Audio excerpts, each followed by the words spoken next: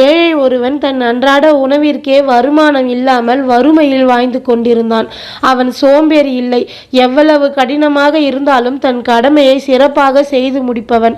அவனுக்கு பொய் சொல்லும் பழக்கம் இல்லை.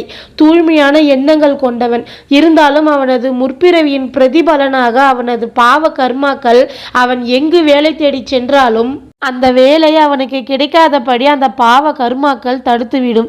தன் வறுமையை நினைத்து தன்னைத்தானே நொந்து கொண்டிருந்தான். அப்போது ஒரு சிவனடியார் உடல் முழுவதும் திருநீரை பூசிக்கொண்டு முகம் முழுவதும் மகிழ்ச்சியான சிரிப்புடன் நடந்து செல்வதை பார்த்து அவரிடம் சென்று தன் வறுமையை சொல்லி தன் மனக்குறையை தீர்த்து வைக்க தனக்கு ஏதாவது ஒரு உபாயத்தை சொல்லுங்கள் என்று கேட்டான். உன் துயரம் நிறைந்த வாழ்க்கை உனது முற்பிறவியின் கர்ம வினைகளால் ஆட்கொண்டுள்ளது. உன்னால் அதை மாற்ற முடியாது என்று சொல்லிவிட்டார் அந்த சிவனடியார்.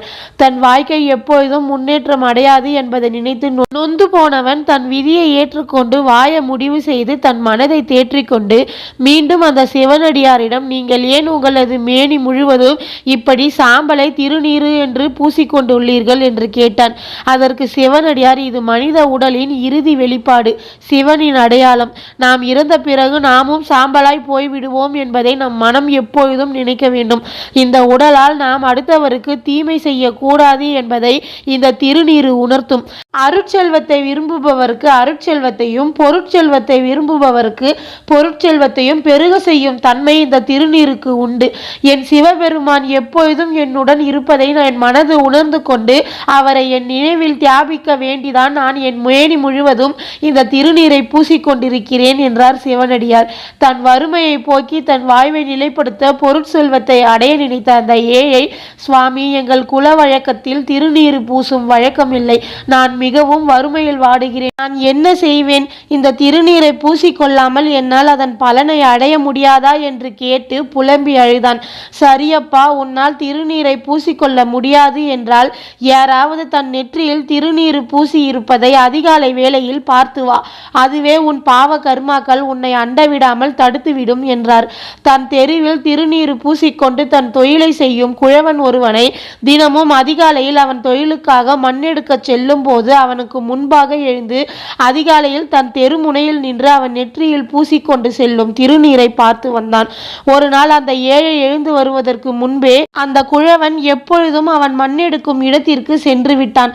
குழவன் நாம் வருவதற்கு முன்பே சென்று விட்டான் போல் தெரிகிறதே. அந்த குழவன் மண்ணெடுக்கும் பகுதிக்கு சென்று அவன் நெற்றியில் இருக்கும் திருநீரை தரிசனம் செய்துவிட்டு வருவோம் என்று அவனை தேடி சென்றான். குழவன் மண்ணை வழக்கமாக எடுக்கும் இடத்தில் மண்ணை வெட்டி எடுக்கும் போது அந்த இடத்தில் ஒரு பானை இருப்பதை பார்த்து அதில் தங்க காசுகள் நிறைந்து இருப்பதை பார்த்து மகிழ்ச்சி அடைந்து தனக்கு புதையல் கிடைத்திருப்பதை வேறு யாராவது பார்த்து விட்டார்களா என்று நிமிர்ந்து தன் அக்கம் பக்கம் சுற்றி சுற்றி பார்த்தான். அந்த நேரம் இன்று நம்மால் குழவன் நெற்றியில் இருக்கும் திருநீரின் தரிசனம் பார்க்க முடியாமல் போய்விடுமோ என்று தவித்து கொண்டு அங்கு வந்த அந்த ஏழை குழவனை பார்த்ததும் அவன் நெற்றியில் இருக்கும் திருநீரு தரிசனத்தை பார்த்து மகிழ்ந்து தன்னை மறந்து நான் பார்த்து விட்டேன் என்று சத்தமாக சொல்லிவிட்டான். தன் தொழில் சிறப்பாக நடந்து தன்னிடம் அளவுக்கு அதிகமாகவே செல்வம் சேர்ந்திருந்தாலும் தங்க காசுகளை பார்த்ததும் யாருக்கும் கொடுக்காமல் தான் மட்டும் எடுத்து செல்லலாம் என்று நினைத்த குழவன் ஏழை குரலை கேட்டு அவன் தன்னிடம் இருக்கும் புதையலை பார்த்து விட்டான் என்று தவறாக புரிந்து கொண்டு அந்த ஏழையிடம், சத்தமாக பேசாதே, வேறு யாருக்காவது இந்த தகவல் தெரிந்துவிடப் போகிறது. இங்கு வந்து இந்த பானையை மேலே தூக்க எனக்கு ஒரு கை கொடுத்து உதவு. நாம் இருவரும் இதை ஆளுக்கு சரிபாதியாக பிரித்து கொள்வோம் என்று அழைக்க குழவன் என்ன சொல்கிறான் என்று புரியாமல் குழவன் அருகில் சென்ற ஏழை அவன் மண்ணை வெட்டி கொண்டிருந்த குழியை பார்க்க அங்கு இருந்த புதையல் பானையை பார்த்து அதிர்ச்சி அடைந்து விட்டான். இருந்தாலும் தனக்கு செல்வம் கிடைக்கப் போவதை எண்ணி மனதிற்குள் மகிழ்ந்து கொண்டு குழவனிடம் எதையும் மேற்கொண்டு பேசாமல் குழவனிடமிருந்து பாதி புதையலை பெற்றுக்கொண்டு வீடு வந்து சேர்ந்த ஏழை, அடுத்தவன் நெற்றியில் இருக்கும் திருநீரை பார்த்ததுக்கே நமக்கு பாதி புதையல் கிடைத்துள்ளதே, நாமே அந்த திருநீரை நம் நெற்றியில் பூசிக்கொண்டால் நம் வாழ்க்கை எப்படி எந்த மாதிரியான நல்ல நிலையாக அமையும் என்று நினைத்து அதன் பின் அவன் தன் குல வழக்கத்தை மாற்றிக்கொண்டு அவனது நெற்றியில் திருநீறு பூச ஆரம்பித்தான்.